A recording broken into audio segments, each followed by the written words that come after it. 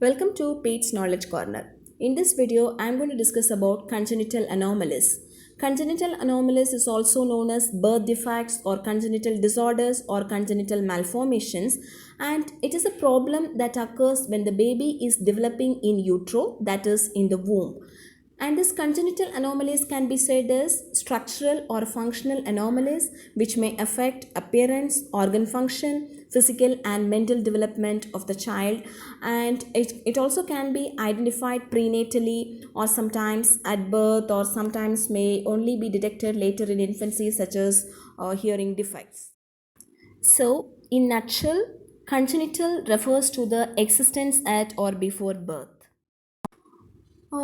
Major structural anomalies are the conditions that account for most of the death, morbidity, and disability related to congenital anomalies. And minor congenital anomalies is also prevalent among the population, and the structural changes which pose no significant health problems in the neonatal period and tend to have limited social or cosmetic consequences for the affected individual. Major anomalies are sometimes associated with minor anomalies, and some of the birth defects are harmless and some requires long-term treatment. Birth defects are classified as structural or functional and developmental. Structural defects are when a specific body part is missing or malformed. The most common structural defects are heart defects, cleft lip or palate, spina bifida, club foot, etc. Functional or developmental birth defects cause a body part or system not to work properly. These often cause disabilities of intelligence or development. Functional or developmental birth defects includes metabolic defects, sensory problems, and nervous system problems.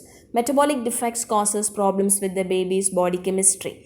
The most common types of functional or developmental birth defects are Down syndrome, sickle cell disease, cystic fibrosis. Some children face physical problems associated with specific birth defects, but many children does not show any visible abnormalities, and these defects can sometimes go undetected for months or even years after the child is born.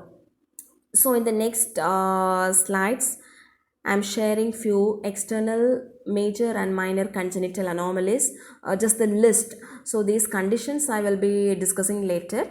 Just I'm sharing the list of major congenital anomalies and minor congenital anomalies. What are the causes and risk factors of congenital malformations?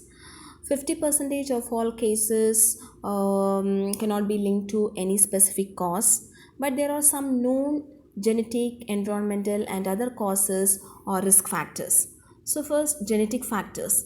Genes play an important role in many congenital anomalies, and this might be through inherited genes that code for an anomaly or resulting from sudden changes in genes, which is known as mutations. And second, consanguinity, when parents are related by blood. This also increases the prevalence of rare genetic congenital anomalies, and nearly it doubles the risk for neonatal and childhood death, intellectual disability, and other anomalies. And some ethnic communities have a comparatively high prevalence of rare genetic mutations such as cystic fibrosis and hemophilia C, etc.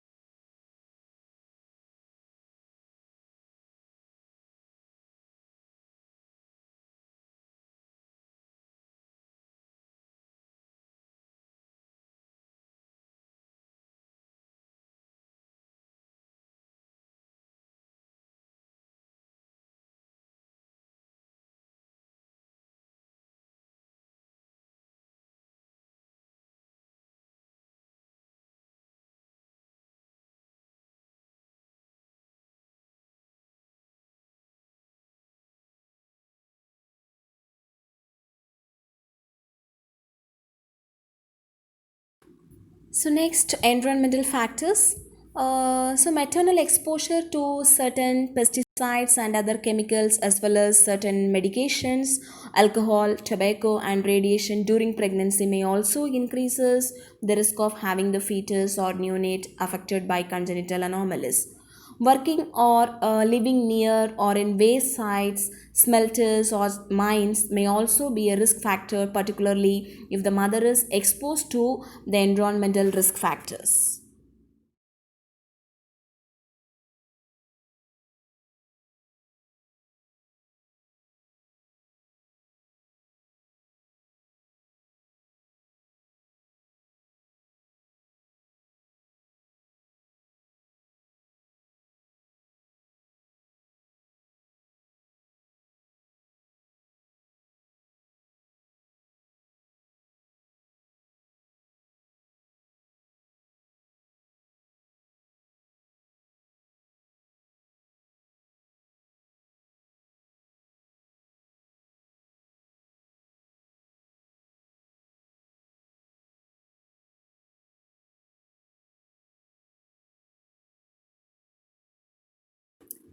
And women with pre existing medical conditions such as diabetes are also at higher risk of having a child with a birth defect.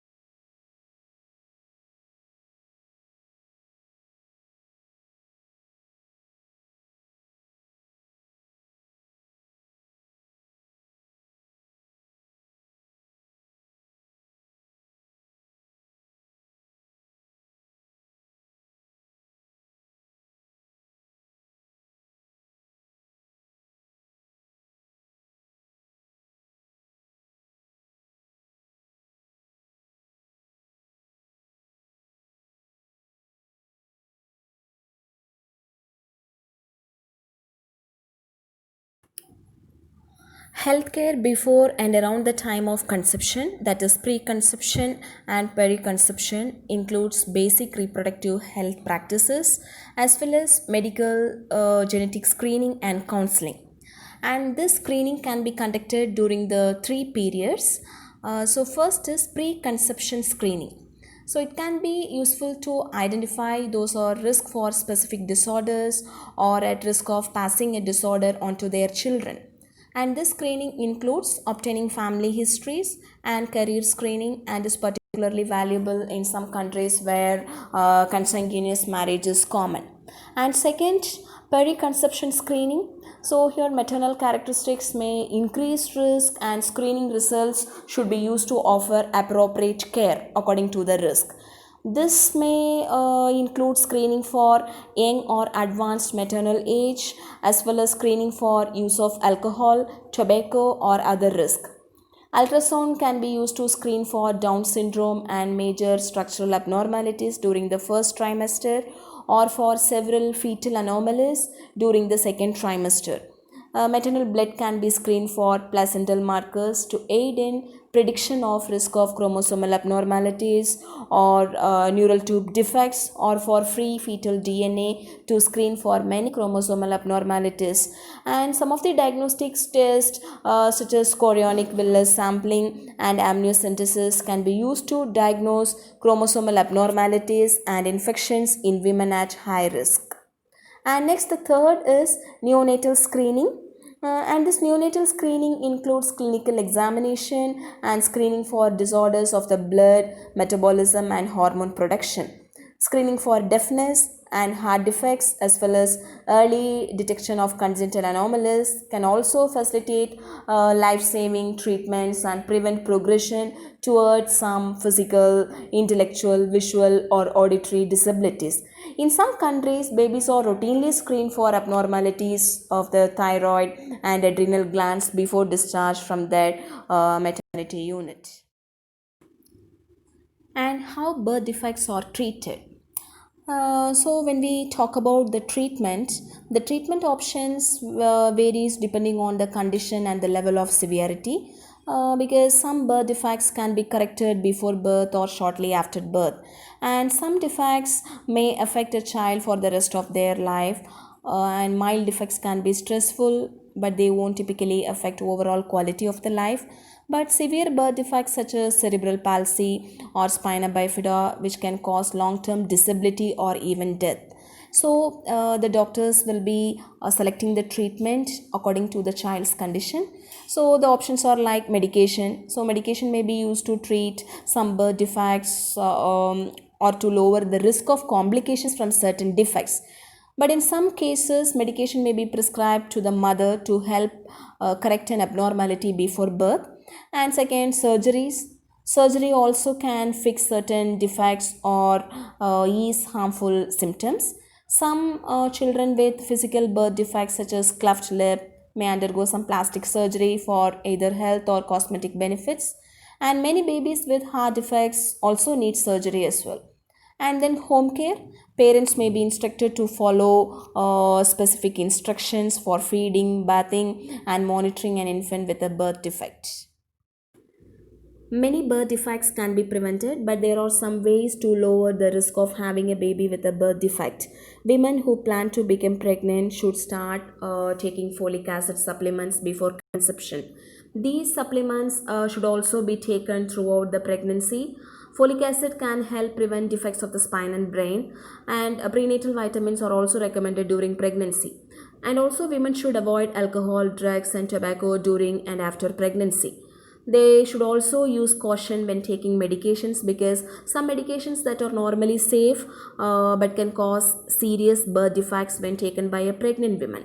And then most vaccines are safe during pregnancy. In fact, some vaccines can help prevent birth defects.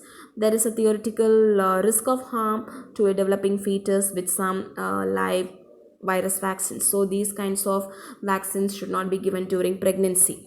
Then maintaining a healthy weight, which also reduces the risk of complications during pregnancy. And then women with pre-existing conditions such as diabetes should take special care to manage their health. Reducing or eliminating environmental exposure to hazardous substances such as heavy metals or pesticides during pregnancy. And then screening for infections, especially rubella, varicella, and syphilis, and consideration of treatment. Then it's extremely important to attend regular prenatal appointments. So this is all about a bit of congenital anomalies. In the next coming videos, I will be discussing about the conditions one by one. Hope you understand.